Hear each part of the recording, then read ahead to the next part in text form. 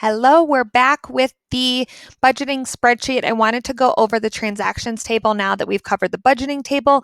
If you missed that video, feel free to go back and look at it. It gives you a little bit of introduction to the spreadsheet. It also tells you how to kind of put your budget categories and those dollar amounts in the budgeting table. And so now we're doing the work that we are just living in the spreadsheet. Every time we go to the grocery store, we buy something online, we're kind of living in this spreadsheet. We're tracking everything because your budget is only as good as how up to date your transactions are. It doesn't matter if you have $500 in groceries. If you haven't entered any of your other grocery transactions in, that number is wrong. And so we're doing the work here to kind of keep track of everything so that we know how much money we have to spend, because after all, the budget is not to tell you what you can't buy.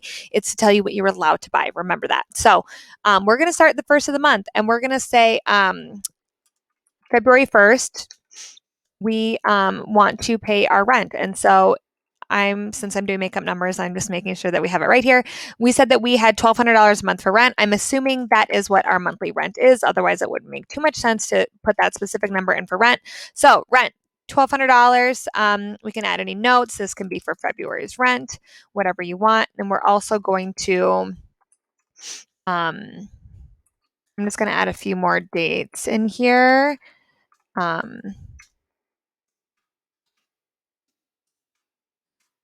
All right. We can get going here. Okay, so then after we pay rent for the month, you notice that this rent line category turns to yellow, and that just means you have no money left. It means you're not bad, you're not in the red, you just no more spending in that category, which for fixed expenses aren't a big deal because they are the same amount every month. We're not budgeting more because we don't need extra rent money, extra mortgage money, not a thing, extra cell phone bill money, probably not a thing. You know what I mean? So maybe next we actually went out to eat, and so we spent $35 in the category, and these drop downs, restaurants, come from everything in the budgeting table. So as you put a category in the budgeting table, it automatically is a drop down here. So if you're not seeing it at a drop down, it's because it's not in the budgeting table. So go back and add it in there. $35 in restaurants. Maybe we went to Subway. Then I'm going to spend $25 here, and that was for kids' clothing. Maybe we had to go to Target, they needed a jacket or something. And then I'm going to go ahead and do a phone bill, and that's going to be $60 here. Okay, and so what you can see here is things are happening in the budgeting table because of what we're doing in the transactions table.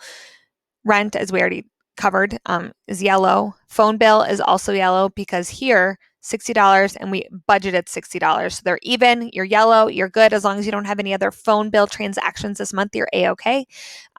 Going up here to restaurants, $35 we spent at Subway. If you go over here to your restaurants category, you'll see you budgeted $150 for the month. Awesome. We spent $35. That was that Subway transaction. So we have $115 left. And you'll see that category is actually green because it's like, you still got money to spend. Go back out to eat, girl.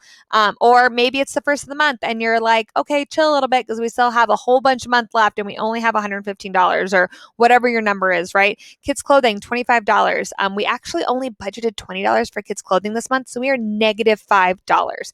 That means you cannot spend any more money or any more on kids clothing.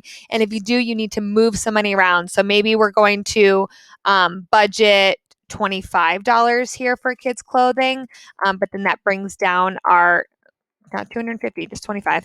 But then that brings down our snowball payment amount. So what's happening over here is as things get red, it takes.